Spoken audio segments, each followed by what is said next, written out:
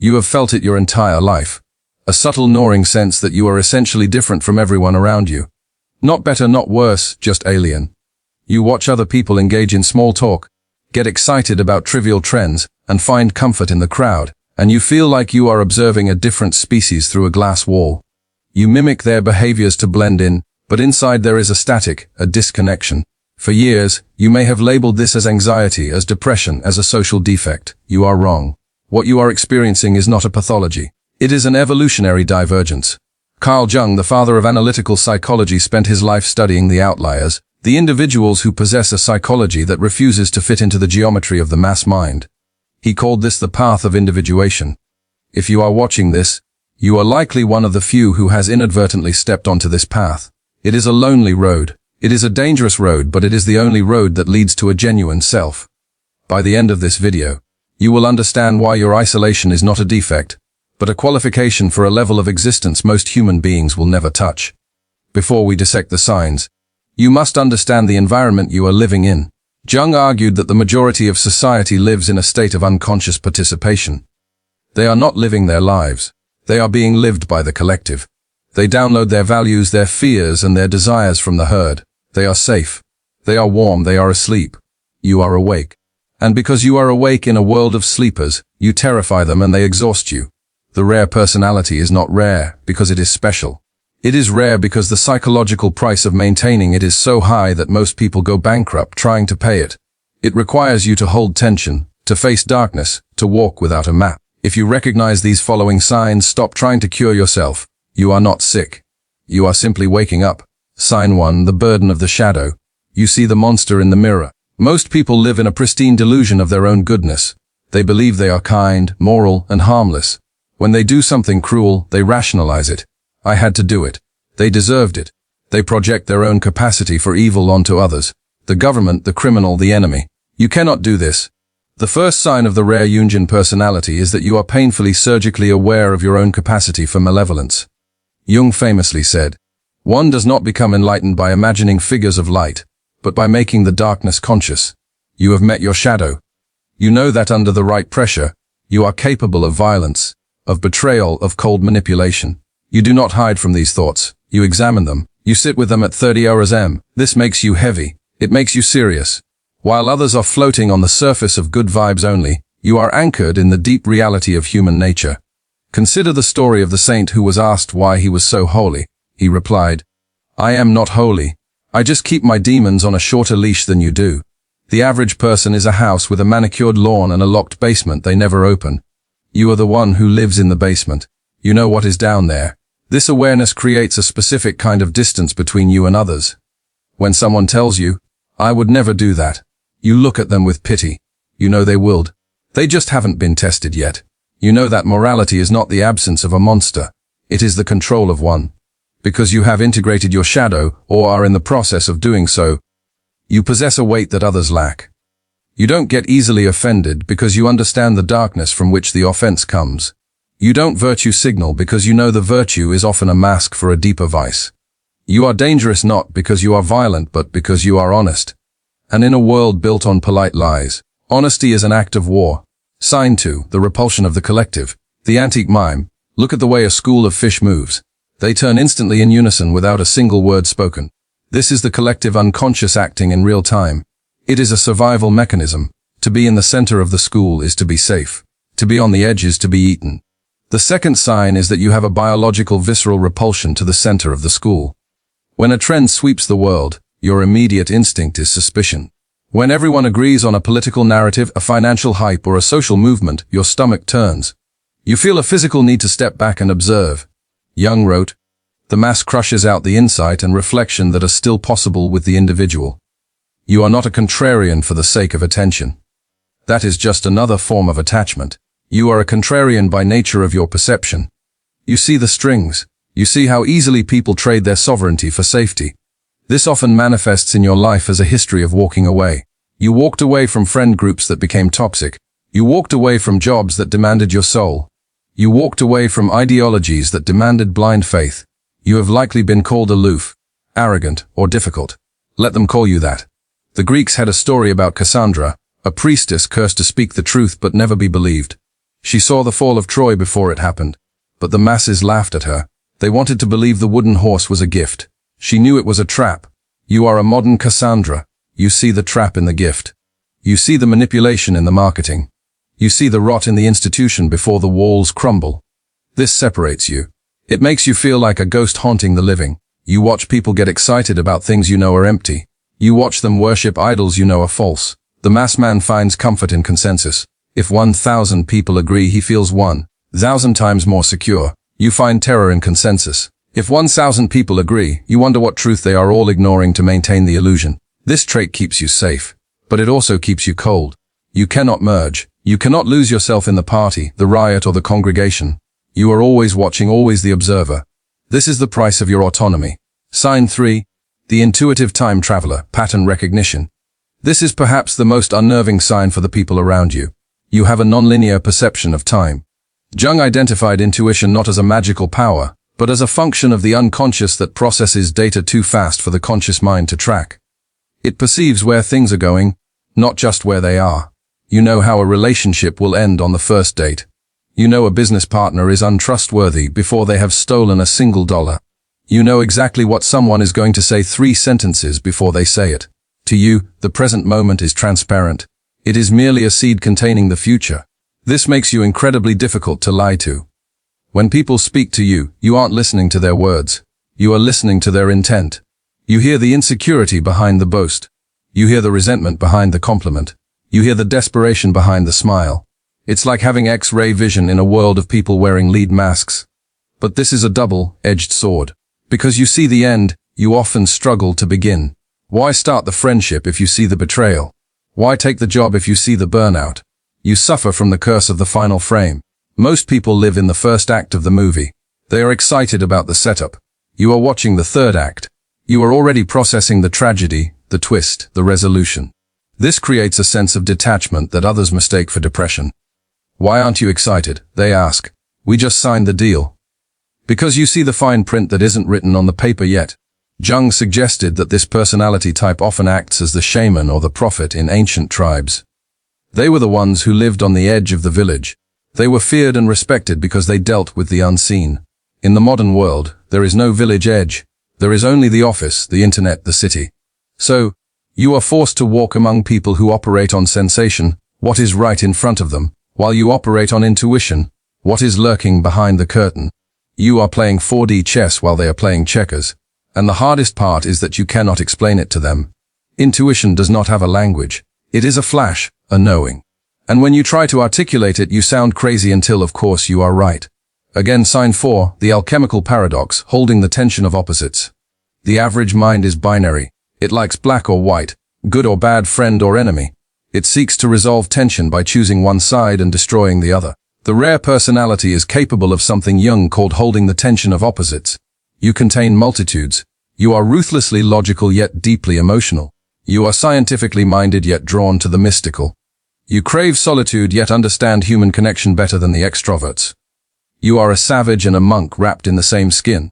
This is not confusion. This is wholeness. Jung believed that the goal of human development was not perfection but completeness. To be complete, you must house your own contradictions without letting them tear you apart. Think of the ocean. The surface can be raging with a storm, but the depths are absolutely silent. You are the ocean.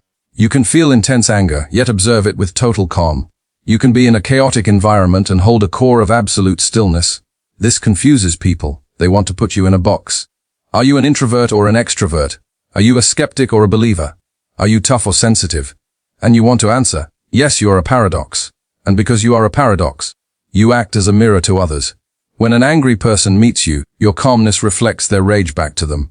When a fake person meets you, your authenticity exposes their mask. You don't have to do anything to unsettle people. You just have to be.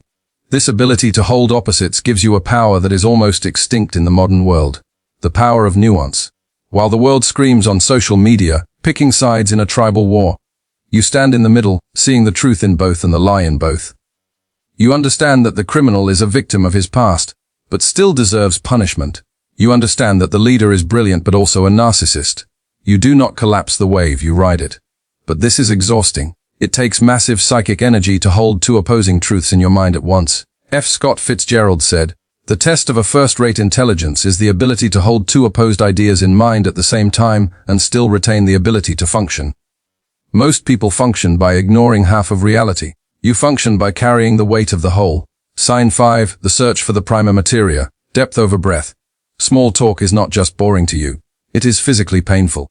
It feels like your brain is being suffocated by cotton. You do not care about the weather. You do not care about the sports game. You do not care about the celebrity scandal. You are obsessed with what the alchemists called the prima materia, the root matter, the essence, the core truth. You want to know what someone fears most. You want to know what keeps them awake at night. You want to talk about death, about the universe, about the psychology of power, about the nature of consciousness. This makes you intense. How many times have you heard that word? You're too intense. You think too much, just relax. But you cannot relax into the shallows. You are built for the deep. This is why you likely have very few friends. You cannot maintain relationships that are based on surface-level maintenance. You would rather sit in silence with someone who understands you than chatter for 3 hours with someone who doesn't. Jung noted that the individuated person often sheds relationships as they grow. This is not because they are unloving, but because the vibration of their existence has changed. Imagine you are tuning a radio. Most people are broadcasting on FM 100, popular, loud, easy to find. You are broadcasting on a shortwave frequency that only a few receivers can pick up. When you try to lower your frequency to match theirs, you feel like you are dying. You feel the persona, the social mask tightening around your throat. So you stop trying. You accept the solitude. You realize that one conversation with a mind that matches yours is worth 1,000 nights out with the crowd. You are digging for gold in a world that is satisfied with plastic. Sign 6. The neurosis of the divine, the crisis of meaning. This is the sign that usually sends people to therapy. But the therapist, unless they are truly skilled, often makes it worse. They try to fix you. They try to get you to adjust to society. But Jung said, I have frequently seen people become neurotic when they content themselves with inadequate or wrong answers to the questions of life. You are not depressed in the clinical sense of a chemical imbalance, though it may feel like that. You are suffering from a spiritual malnutrition. The 6th sign is that you cannot survive on bread and circuses. Most people are satisfied if they have a job, a spouse, a house, and a 2 vacation. Their existential hunger is easily sated. Yours is bottomless. You look at the successful life, the corporate ladder, the suburban prestige, the accumulation of shiny objects, and you feel a wave of nausea. You don't just find it boring. You find it terrifyingly empty. You have a neurosis of meaning. If your life does not have a transcendent purpose, a deep burning why, you begin to wither. You physically lose energy. You become lethargic. You might even get sick. This is your psyche's way of going on strike. It is screaming at you. I will not participate in this charade. I will not spend 40 years moving paper from one pile to another just to die comfortably. Society calls this being unadjusted. Jung called it the call to adventure. The ancient myths speak of the hero who falls ill or becomes lost until he accepts the quest. You are that hero. Your symptoms, your anxiety, your dissatisfaction, your restlessness are not flaws. They are the summons. You are the person who quits the high-paying job with no backup plan because your soul was rotting. You are the one who destroys a perfect relationship because it felt like a cage. You destroy the good to search for the true. This makes you dangerous to the status quo. The status quo relies on people being content with mediocrity. You are the glitch in the matrix because you demand meaning in a world that only offers utility. Do not medicate this hunger away. Do not numb it with alcohol or scrolling or cheap dopamine. That hunger is your compass. It is pointing you toward the only thing that will ever satisfy you, the creation of your own myth. Sign 7, the architect of synchronicity, the dialogue with the universe. The final sign is the most difficult to explain to a rationalist, but you know exactly what I am talking about. You experience synchronicity. Jung defined synchronicity as an acausal connecting principle, meaningful coincidences that cannot be explained by cause and effect. You think of a person you haven't seen in 10 years and they call you 5 minutes later. You are wrestling with a difficult philosophical question, and a book falls off the shelf open to the exact page that answers it. You have a dream about a symbol and the next day you see that symbol painted on a wall in a city you've never visited. To the average person, these are just weird coincidences. They shrug them off. To you, they are a language. You live in a dialogue with reality. You understand that the inner world, your mind, and the outer world, matter, are not separate. They are mirrors of each other. Unus mandis, one world. Because you are individuating, because you are becoming who you truly are. The universe seems to organize itself around your path. This doesn't mean you are special in a narcissistic way. It means you are aligned. When you are on the wrong path, you face resistance. Doors slam shut, keys break, systems fail. The world feels like it is fighting you. When you are on the right path, the path of your soul, the lights turn green, the right people appear, the resources manifest. You have learned to trust this invisible current more than you trust the visible logic of society. You make decisions that seem insane to others. Why are you moving to that city? You don't know anyone there. I just have a feeling, and that feeling turns out to be right. This is the ultimate sign of the rare personality. You have stopped navigating by the map drawn by others and started navigating by the stars you see in your own head. If you recognized yourself in these signs, you are likely exhausted. It is exhausting to be the one who sees the shadow. It is lonely to be the one who cannot merge with the crowd. It is painful to carry the burden of meaning in a meaningless world. You have probably spent years thinking, what is wrong with me? Why can't I just be normal? Stop asking that. Normal is a statistical average. It is not a measure of health. In a sick society, being normal is a pathology. Jung said, the sole purpose of human existence is to kindle a light in the darkness of mere being. You are that light, but a light that burns also consumes. Here is the truth. You are not suffering because you are broken. You are suffering because you are resisting your function.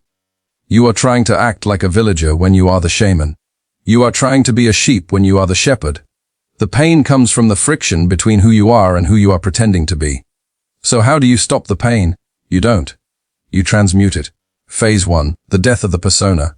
The mask must die. You must stop apologizing for your intensity. Stop diluting your truth to make it palatable for people who have no taste for reality.